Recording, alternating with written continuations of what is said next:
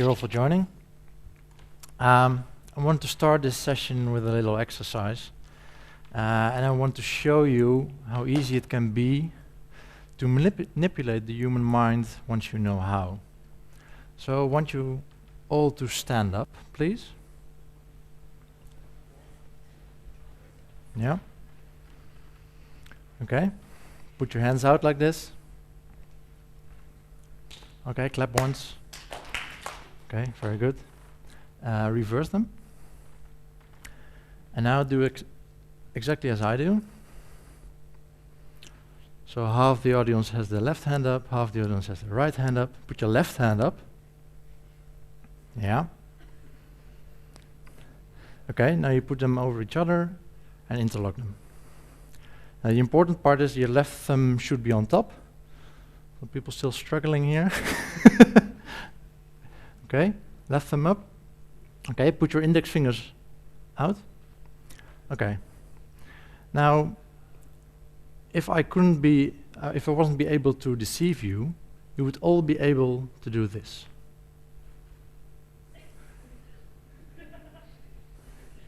Okay, you can sit down.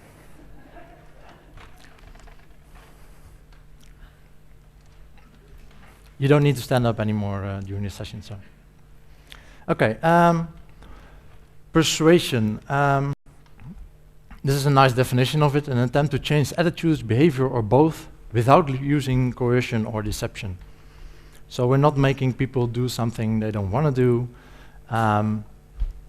And there always will be people that can't be persuaded, they don't buy your products anyway.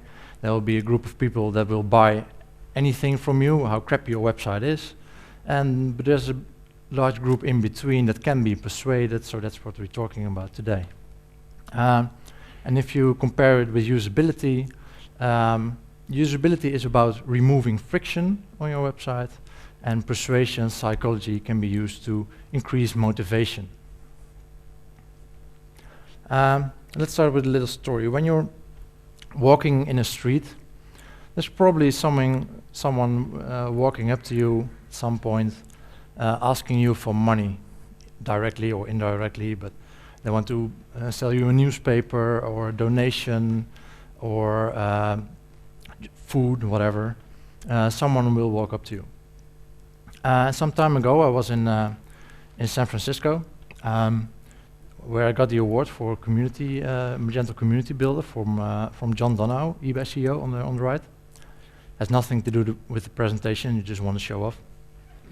But I was in San Francisco, and walking around was only my second time, and I wasn't really sure where to go. Google Maps wasn't really working with all the tall buildings. And some guy probably saw this, and he walked up to me, and he started giving me advice. He told me where to go, where not to go, where the good food was, where the dangerous neighborhoods were. And this guy, probably a homeless guy, we talked about 5 minutes, and he gave me honest advice about things I needed at that moment. And after 5 minutes, he asked me would you like to give me some money to get to the other side of town, to take the tram or whatever. And I actually, normally when someone asks me directly for money on the street, I don't give them any money, it's just annoying. But because he gave me some attention and gave me advice I really needed at that moment, he was able to get the money from me, and I actually felt glad I could do something in return. That's what it's about with persuasion. So this is me. I've been working with Joomla for a long time. Before I went into Magento, I organized the Meet Magento events in the Netherlands. Also looking forward, since half year, looking forward to work with Oro CRM. We've been hearing a lot about that today, I think. And I work at a company called Online Dialogue. And at Online Dialogue, what we do, we help people to optimize their web environment. These are some of our clients, and we help them with research, optimize the process of optimization, and help them gain user insight. And we really like sharing all what we find online and what we research. If you want to find me online, this is how to do it. Okay, so far for the introductions. This is my presentation. 3 parts. A bit of theory, a bit of practice, and a bit of future about online persuasion. Theory. We have a big problem. We try to sell stuff online, but there's a really big gap when we look at conversion rates for online and offline. When we look at conversion rates, to make sure, divide the total number of orders by the total number of visitors, and you get the conversion rate. So when you have 300 orders, 20,000 visitors, you have a conversion rate of 1.5. Average conversion rates online, 2 to 10%. Offline, much higher. These are some numbers from some benchmark numbers from online retailers. Financial services on top, retail and e-commerce, non-profit on the bottom. To give you some examples of companies doing really well. Amazon, 6.3. Staples, office supplies. ProFlowers, 14.1% conversion rate. And this company, obviously not a German company, they would change the name I think before, but they're an online supermarket in America. 40.6% conversion rate, that's really high. But still, if you compare that to offline, I don't know if you walk in a supermarket, how many people walk out without a bag of supplies? Not many. So still there's a big gap between online and offline. So why is that? We really miss some key factors online that we do have offline. To give you some example, we can't smell online. We can't try something on. We don't get feedback from that. There's no commitment. Online you have people filling their baskets all the time and leaving without putting the stuff back. You don't see that offline, gladly. And personalization, it's really hard. We do it, we get better and better at it, but still it's really hard if you're going to the same cheese shop for the last 30 years and that man knows exactly what your taste is, what wine you like. He can recommend a new cheese to you. It's harder to do that online. Luckily there's a solution.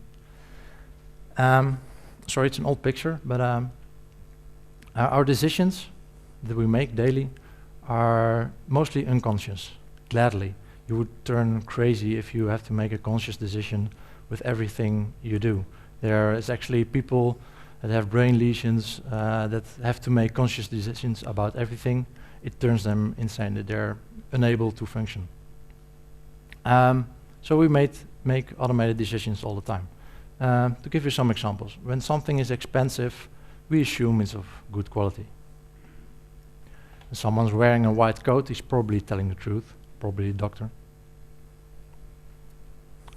When we get more for the same amount of money, it's probably better. When someone gives us a reason, it's probably a good reason. Why would he otherwise tell us a reason?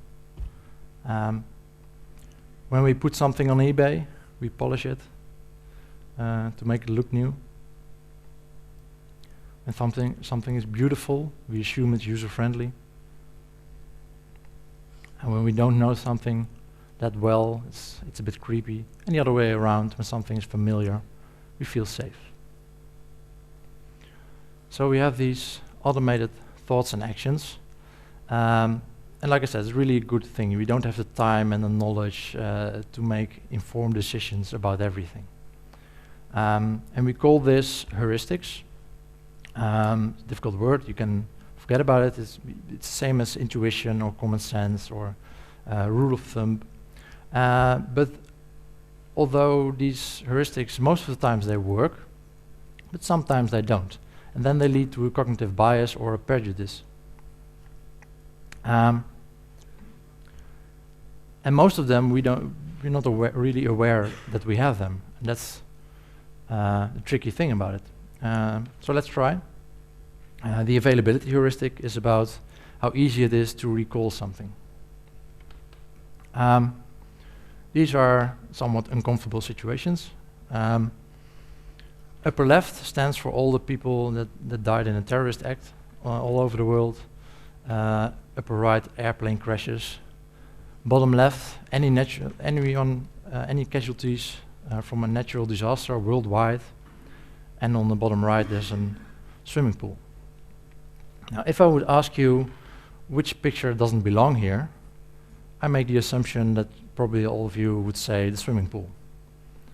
But does anyone want to say why?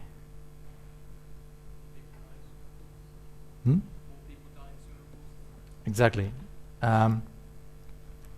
The issue is with the swimming pool, there are a lot of more people dying in the swimming pool than the other three situations combined. But it's much easier to recall the last time there was a natural disaster or an airplane crash, because that's what you see in the news. That's what newspapers write about. So that's what you recall, and most of the time there are a lot of people involved.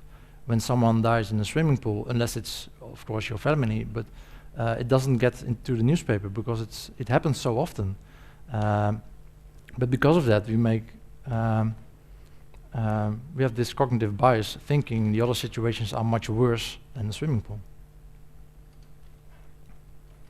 And online, we can use this to influence the behavior of people that are on our website. So far, theory. So let's apply this to online. There's Dr. Chialdini. He wrote this book about persuasion and influence. His book is only about the general principles about it, and I'm going to apply that online. But always be testing. Whatever anyone says to you, how to improve your website or optimize it, even if it's me, please test it on your own website. Later on, I'll show you why. Reciprocation. When you give something to someone, they like to return the favor. It's a really strong principle. And online, we can give away anything for free quite easily. We can give away software, tutorials, e-books, apps, trials, whatever. Give your knowledge away for free. You can give samples. When you walk out the door here, there are a lot of companies with their stands giving away free samples. It's a form of reciprocation. And important about it, to be the first and to be unexpected. If all your competitors are doing it already, the customer already expects you to do it too. So it doesn't really apply there. And give something that has real value to the recipient, and make it as personal as possible. And keep on giving. Speaking of giving, I have t-shirts with the Magento logo on it. Who wants one? Let's see how far this goes. Sorry, those are women, sorry.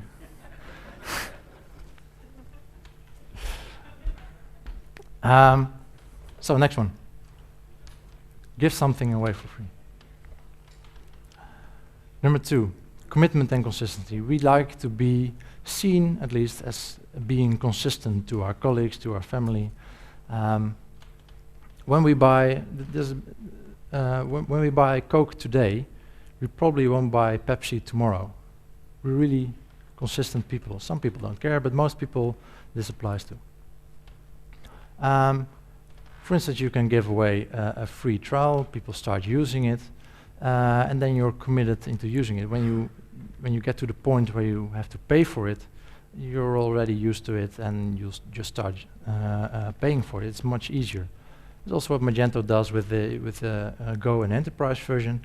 It's a really nice business model to give away for free the open source version, or to get people to use the Go version quite easily, and then try to upsell.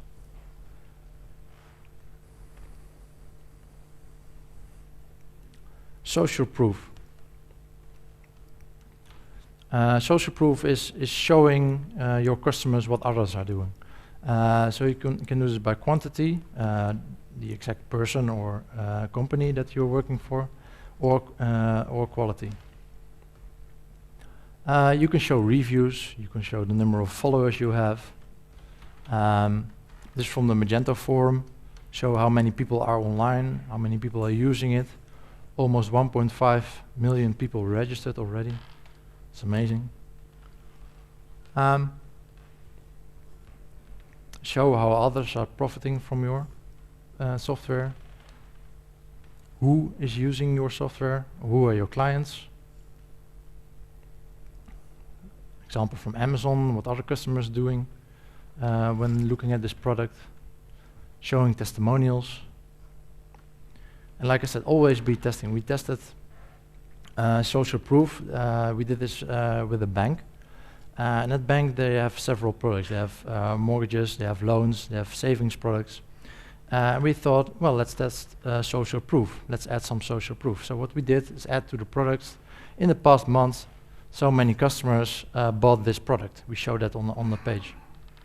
What we found out is that there's a difference between products if this technique is working or not. We had cocktail party and non-cocktail party products. The cocktail party products are the products you're proud about. You tell your friends about during a cocktail party. So when you get a new mortgage or you open a savings account, that's something you can be proud of, right? You can tell people about that. But when you need to loan some money for when your car is broken down, or the refrigerator is broken down, and you need to lend money from the bank, that's not something you want to talk about. That's uncomfortable. So what you see that with cocktail party products, it's good to show social proof. But when you, and again, it's the same website, same bank, same kind of customers, but the non-cocktail products, it doesn't work. It's bad for your conversion when you add social proof. So always be testing. And social proof is especially effective when you're inexperienced. If you're, for instance, when you're selling wine online, and someone is very knowledgeable with wine, you won't be misled by social proof. But if someone's uncertain, social proof can very well help him to make the right decision. There's a little movie about social proof and starting a movement. What you see here, this is one guy at a festival dancing a little bit crazy. Well, not that crazy. I've seen Ignacio dance. This is pretty normal still. But this guy, and you see him welcoming the first follower. And the first follower is very important. He welcomes him, he makes him part of the crowd, and shows him, he shows others how to be a follower. And they keep dancing for a while. Still getting crazier. Probably some alcohol involved. Maybe, you know, some other stuff. And this is the third one. And you see the other people watching. I'm not gonna go there. What the hell are they doing? Some crazy guys just dancing, having fun. But at a certain point, more and more people start to join. And at some point, you reach a tipping point where everyone starts to hurry in to still be part of the in-crowd. People really start running to be a part of this.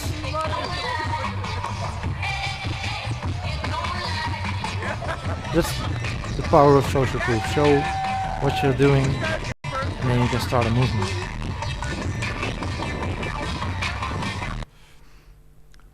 Number 4, authority. Authority is about the company or person that's endorsing you. And you can use trust logos for that. This is an example of Dutch trust logos. We tested these. You can add them to the website to prove to others that are new to the website, to show that others are trusting you, so that others can trust you too. You can fake authority, of course. You can dress up.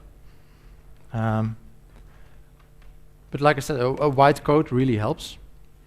And this was tested in the Netherlands by the government. They wanted to test to show people that it can be actually dangerous to buy online and just trust a website.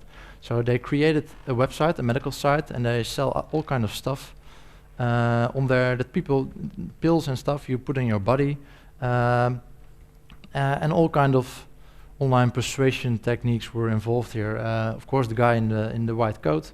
They had an address. They even say that it's safe to order there, so that should be okay. And there's no real company behind it, but people started selling there or buying there. And at the moment they ordered, they got a pop-up to notify them. Hey, this is the government. Are you sure you want to buy from a company you don't know? But it proves that it's really powerful, and people just start selling whoever you are.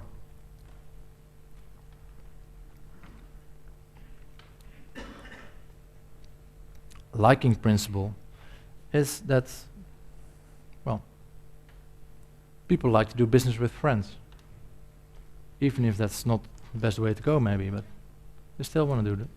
But we still have the problem from selling online. Just we only have the screen. We can't smell or whatever. So you can try this, optimize it. I've seen a lot of about pages that only have text on them, but in order for people to like you, show them who you are, who they are doing business with. MailChimp is doing this very nicely, of course with the monkey. And it's even easier when you sell online. It's hard to get people to like you as a company, but if you already have customers, let them tell their friends about you. They're already liking each other. So if I need something, some new computer or whatever, and if I ask a friend, well, what do you like? That's really valuable to me. And I might just start buying there because of the good experience they had. Attractiveness helps, similarity, giving compliments really helps people to like you. So you're actually the best audience I ever had, really. And get likable people to promote you. When you go to an e-commerce fair, you'll probably see an unnatural amount of blonde girls there. That's the liking principle.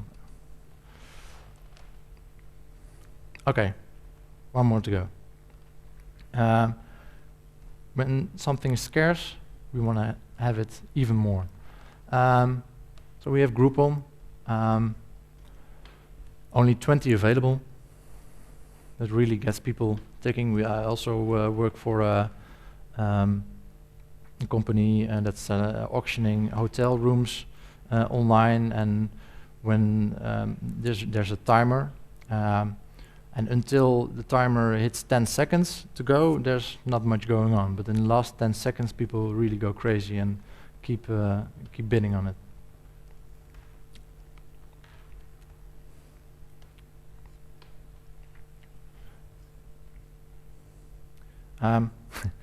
There's this is the largest Dutch e-commerce fair, Webwinkel Vakdagen, and last time I had a session there,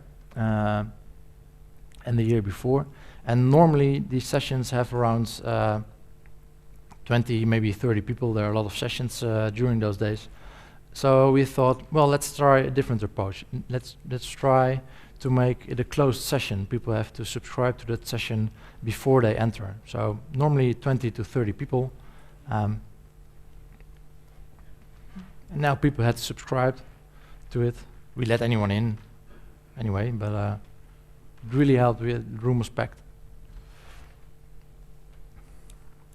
And if you apply scarcity, it can be anything. It can be time, it can be the amount of products you still have in stock, the access people have, like with Magento, you can enable private sales. That was number 6 from Cialdini. But of course, these are just 6. There are many, many more.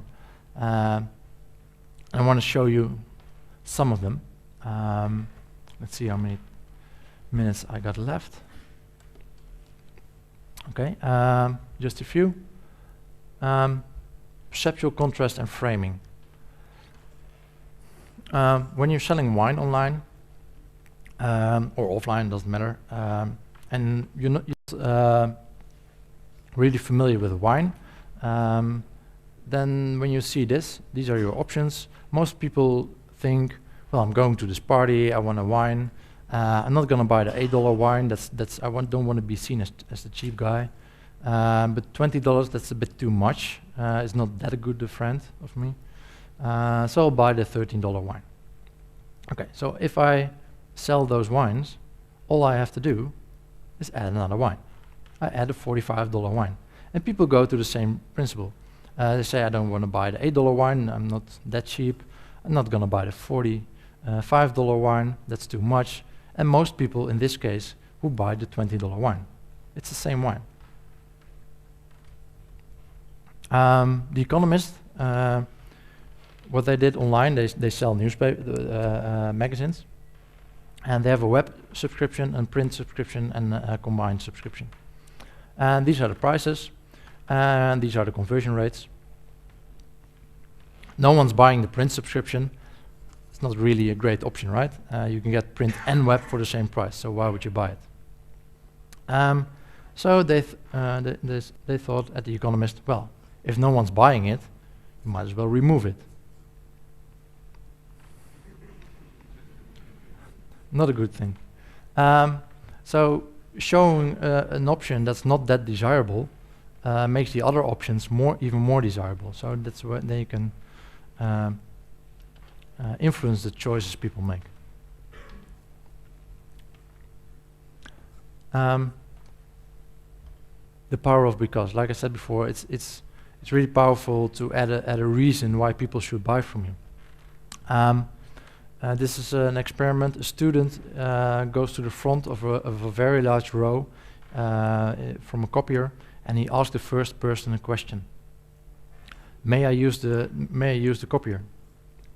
In 60% of the cases, the answer is yes. Still a very high number if you ask me, but in 60% of the cases, it's okay, and he can go to the front of the copier and make his copies and skip the line.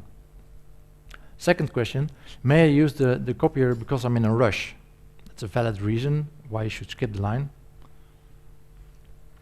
49% of the cases, it's okay to skip the line. But may I use the copier because I have to make some copies? Who doesn't? But still, it's adding a reason. It's not a good reason.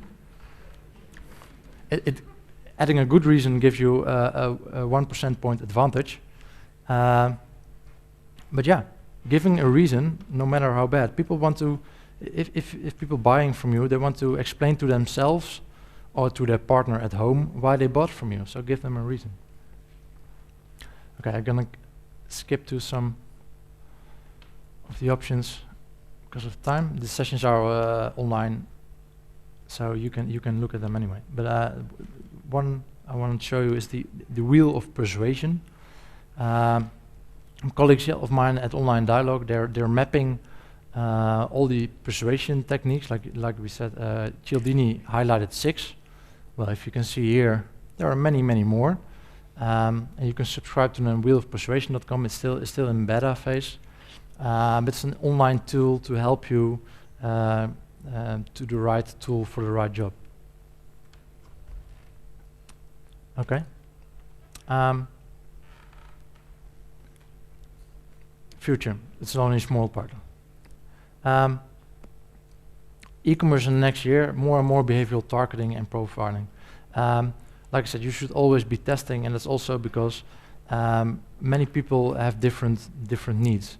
Right now, we try everything. Like I said, we have social proof, we have authority.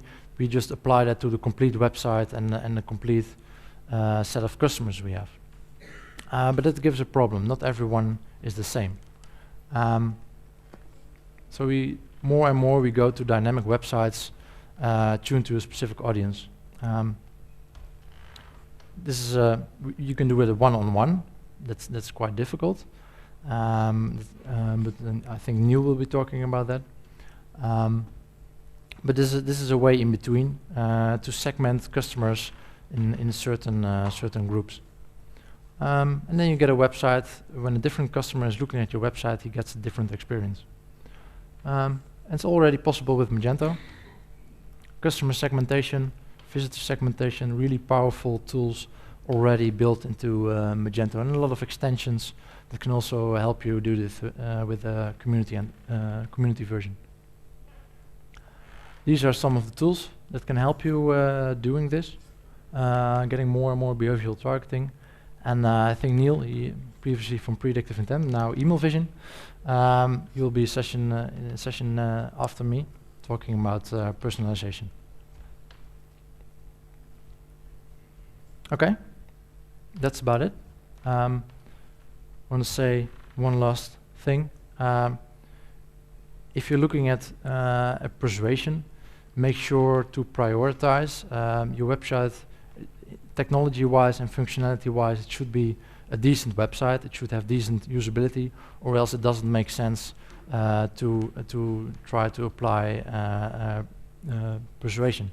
I had one customer coming to me and to a workshop persuasion, but I went to the website, I typed in the email, the web address, and it wasn't working. Why wasn't it working? Without www, the website didn't work, just got a blank page. Just as an example, also on a technology level, your website should be working properly. If they don't even get to your website, it doesn't matter how persuasive it is. So prioritize and experiment, always be testing. Every product, every customer has different needs. Don't just apply everything your competitor does, or some book you read does, or some guy on a stage does, say you should do. Experiment for yourself. Okay, thank you very much. This is where you can find my session. So if there's something you want to remember from the session, it should be this URL. Take some pictures. Onlinepersuasion.com, you can find a lot of information over there. There's a Psychology of E-commerce blog series on my blog. Of course, the wheel of persuasion.com. And if you want, you can also hire me, of course. These are some of the resources that are also on that page. A lot of books here. And thank you very much.